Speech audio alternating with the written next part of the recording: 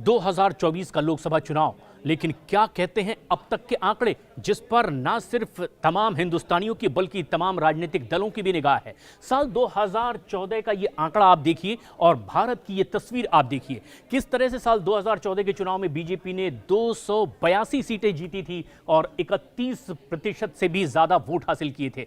इसके अलावा दूसरे नंबर पर कांग्रेस पार्टी थी, 44 सीटें इसने जीती थी और 19.27% वो मत हासिल कर पाई थी। लेकिन 5 साल बीता, प्रधानमंत्री नरेंद्र मोदी के इस शासनकाल के बाद जो अगला चुनाव साल 2019 का आया, उसमें तस्वीर कुछ इस तरह से और बदलकर सामने आई। भारत का नक्शा कुछ और ज्यादा भगवा होता दिखाई दिया और बीजेपी ने पिछली बार से ज्यादा यानी कि 303 सीटें जीत ली साल 2019 के लोकसभा चुनाव में और 37.14% वोट हासिल किए। दूसरे नंबर पर कांग्रेस रही, 52 सीटें देश भर में कांग्रेस जीत पाई थी और महज 19.66% ही मत हासिल किए थे। कुछ और राजनीतिक दल थे जिनके आंकड़े इस वक्त आपके सामने हैं, जिसमें डीएमके 24 सीटें जीत पाई थी, टीएमसी 22 और वाईएसआरसीपी 22 सीटें जीत पाई थी, जेडीयू 16, शिवसेना 13, अन्य के खाते में 91 सीटें थी।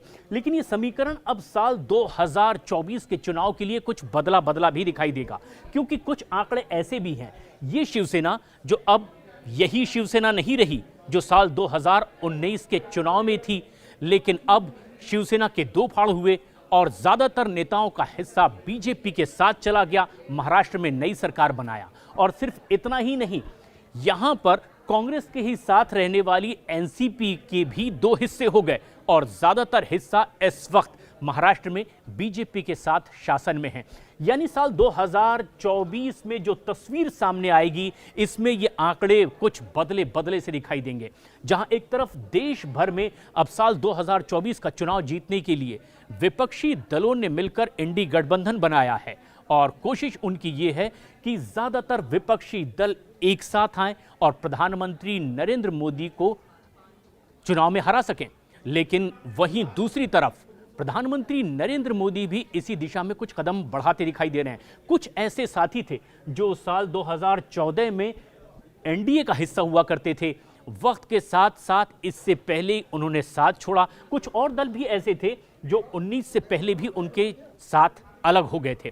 लेकिन अब 2024 के चुनाव में प्रधानमंत्री नरेंद्र मोदी ने कोशिश यही की है कि जिस तरह से एनडीए एकजुट होकर के चुनाव लड़ेगा, तो इंडी गठबंधन के खिलाफ वो मजबूती से और एक बड़ी फतेह हासिल कर पाएगा। जहां इंडी गठबंधन में अभी भी सीटों के बंटवारे को लेकर मारकाट मची हुई है, वहीं दूसरी तरफ एक एक करके अब नए साथियों को बीजेपी अपने साथ जोड़ते चली जा रही है और एनडीए का कुनबा बड़ा करने की कोशिश है। और इसी कड़ी में एक नया आंकड़ा भी अब सामने आ रहा है और इसके मुताबिक अब कुछ और ऐसे राज्य हैं जहां की स्थानीय पार्टियों को एनडीए का हिस्सा बनाने की कोशिश चल रही है। इन्हीं में से एक है बीजू जनता दल ओडिशा की। नवीन पटनायक की ये पार्टी है। हालांकि 15 साल बाद एक बार फिर एनडीए के साथ आने की उम्मीद की जा रही है। लेकिन अगर हम आंकड़ों पर गौर करें तो साल 2014 के चुनाव में बीजू जनता दल ने ओडिशा की 21 सीटों में से 20 सीटें जीती थी और 44% से भी ज्यादा वोट हासिल किए थे। बीजेपी के पास महज एक सीट आई थी, लेकिन वोट परसेंटेज 21% से भी ज्यादा था। लेकिन अगले ही 5 साल बाद 2019 के लोकसभा चुनाव में ये आंकड़ा कुछ इस तरह से बदला दिखाई दिया। जहां ओडिशा में महज एक सीट पर बीजेपी जीती थी, वहीं अब बीजेपी ने 8 सीटें हासिल कर ली। साल 2019 के लोकसभा चुनाव में बीजेडी के पास में 21 में से 12 सीटें थी और अब जबकि 2024 का चुनाव सामने है, एनडीए के कुनबे को बढ़ाने की कोशिश में अब एक नया फॉर्मूला ये भी कि लोकसभा और विधानसभा के लिए सीटों का बंटवारा हो, बहुत जल्द इसकी घोषणा हो और उसमें दोनों ही पार्टियों को, बीजू जनता दल और बीजेपी को अपना अपना फायदा दिखाई दे रहा है। और ये फायदा ना सिर्फ लोकसभा में बीजेपी को होता दिखाई देगा, बल्कि विधानसभा में बीजेडी को भी होता दिखाई देगा और राज्यसभा में फायदा होगा।